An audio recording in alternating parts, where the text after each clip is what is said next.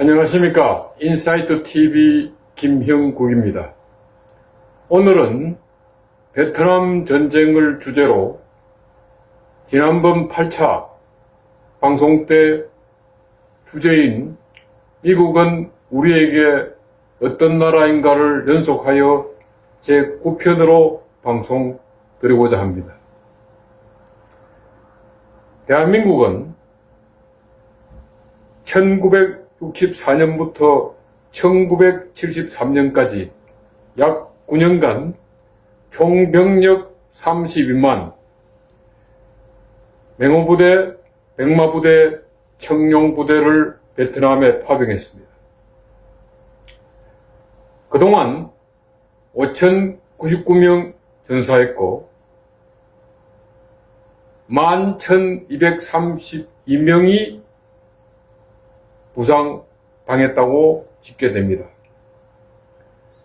냉전 이후 1991년 대한민국이 유엔에 가입한 이후에는 유엔 결의에 따른 다국적 군에 파견했고 2003년 이라크 전쟁 당시에는 이라크 북부 쿠르드 지역 아르빌에 사단급 약 3,600명이 파병된 바 있습니다. 베트남전 이후 최대 병력인데 그때는 전시보다는 평화 재건 임무를 수행했습니다. 전투에 인한 전사자는 없습니다. 현재에도 청해부대가 아덴만에 주둔하면서 6개월 동안 교차 근무 국제 군사 협력을 지키고 있습니다. 대한민국의 베트남전 참전은 1960년 냉전 당시 분단 국가에서 공산주의 세력 확산을 막아야겠다는 미국 존슨 대통령의 요청을 한국 대통령 박정희 대통령께서 받아들였습니다. 당시 박정희 대통령으로서는 어떻게 한국 전쟁 당시 미군 병력을 30만을 파견하여 대한민국을 구한 미국 대통령의 요청을 거절할 수 있겠습니까? 거절할 수 없죠. 야당은 격렬하게 반대했습니다. 그러나 최종적으로는 국회 동의를 구하고 또 미국과도 맺은 브라운각서, 일종의 경제적, 군사적 지원입니다. 브라운각서의 협의를 거쳐서 당시 국가주도 경제개발 5개년 계획을 수행했던 종잣돈으로 경제개발에 인력을 한 바 있습니다. 오늘날 이 경제성장의 밑거름이 된 종잣돈 중에 상당 부분입니다. 1968년은 미국 현대사의 분기점입니다. 미국에서는 인권 지도자 마르틴 루터 킹 목사가 암살당했고 로버트 케네디 당시 민주당 대통령 후보 존 F 케네디 대통령의 동생이지요. 이분도 존 F 케네디 대통령도 그리고 로버트 케네디 동생도 암살당했습니다. 당시 캠퍼스를 중심으로 반전 시위가 극도로 다했습니다. 왜 우리 병사가 어디에, 세계 어디에 붙어 있는지도 모르는 베트남에서 이렇게 죽어가느냐. 존슨 대통령은 즉각 철수를 명령하라. 이런 요구였죠. 이런 상황에서 존슨 대통령은 재선을 포기했습니다. 1968년 미국 대통령 선거에서는 리처드 닉슨 당시 공화당 후보가 간발의 차이로 민주당 후보 후버트 험프리, 존슨 대통령 당시 부통령을 지낸 분이죠. 간발의 차이로 이겼습니다. 당시 닉슨 대통령이 취임하면서 첫째로 내건 것이 평화와 질서입니다. 곧 베트남전을 종식시키겠다는 공약입니다.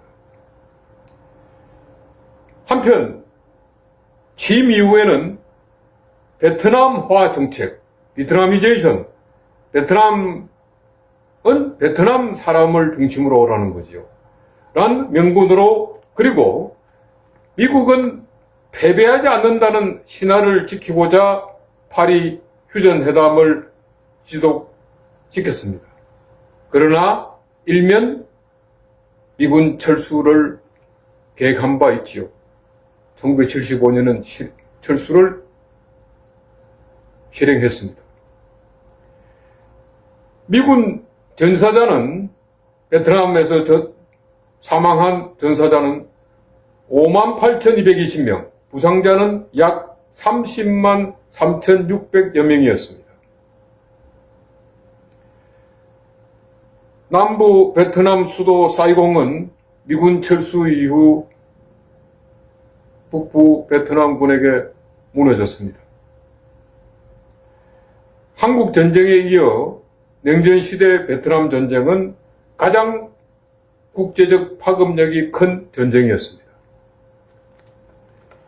일찍이 1858년 프랑스 식민 지배를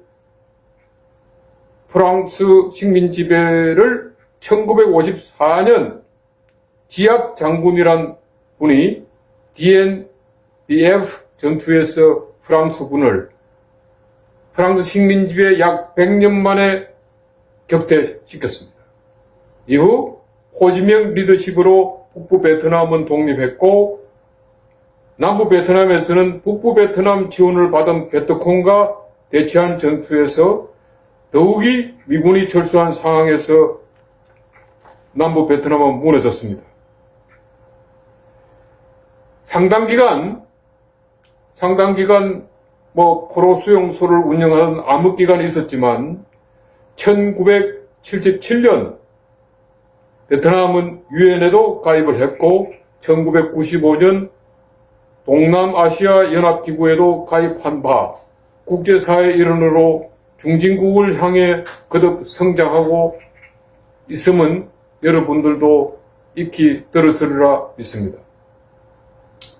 현재 베트남은 1992년 대한민국과 그리고 1995년 당시 클린턴 대통령 재임시인데요, 미국과 수교를 맺고 정상화했습니다. 무엇보다도 제가 보기엔 베트남은 물론 공산주의 근본이죠. 그런데 여기에 민족주의적 요소가 상당히 있습니다. 이렇게 공산주의 그리고 민족주의적 독립투쟁으로 프랑스 지배를 물리쳤고 통일투쟁에서는 미국 군대를 철수시킨 바입니다. 1968년 전환점 이후 재선을 포기한 존슨 대통령을 이은 닉슨 대통령은 헨리 키신저 박사를 안보 보좌관으로 임명하여 중국과 교섭하여 소위 말하는 우리가 핑퐁 외교죠. 핑퐁 외교를 통해서 중국과 교섭해서 상해를 거쳐 북경을 가는 그래서 닉슨 대통령이 당시 모택동 주석과 만나서 국제협력을 하는 목적은 소련을 봉쇄하는 냉전 대전략입니다. 이러한 닉슨 대통령이지만 1972년 대통령 재선 과정에서 워싱턴 DC에 있는 민주당 대선본부의 정보요원이 침투하여 선거 정보를 빼내는 사건이 있었습니다. 워터게이트 사건이죠. 이 사건에 대해서 워싱턴 타임스가 집요하게 물고 늘어졌습니다.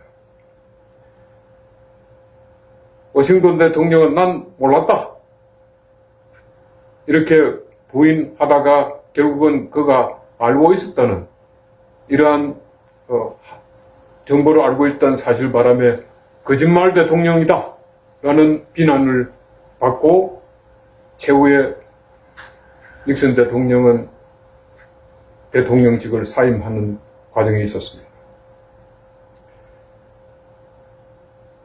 1979년 제가 본 미국 대학에서는 왜 그리고 어떻게 미국이 베트남 전쟁에서 철수했는지를 상당히 고심하는 큰 상처로 기억됩니다.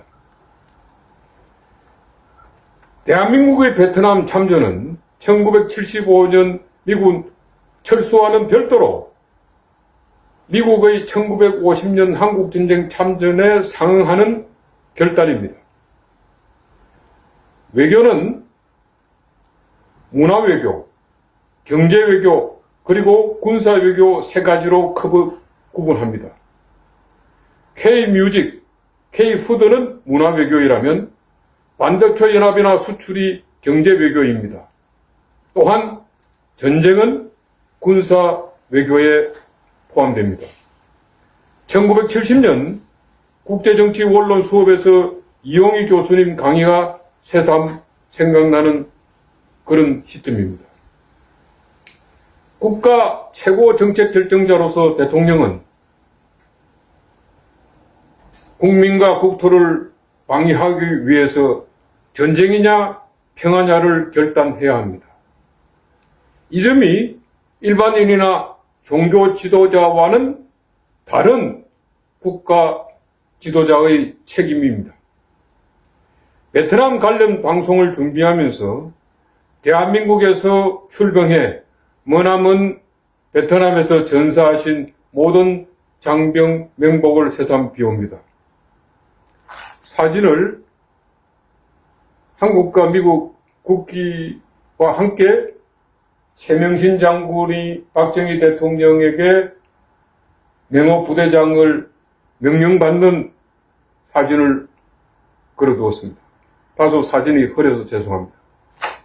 옆에 사진은 노무현 대통령이 이라크 북부 아르빌 지역에서 한국군 파견 병사를 격려하는 그런 장면의 사진을 오늘 가지고 왔습니다.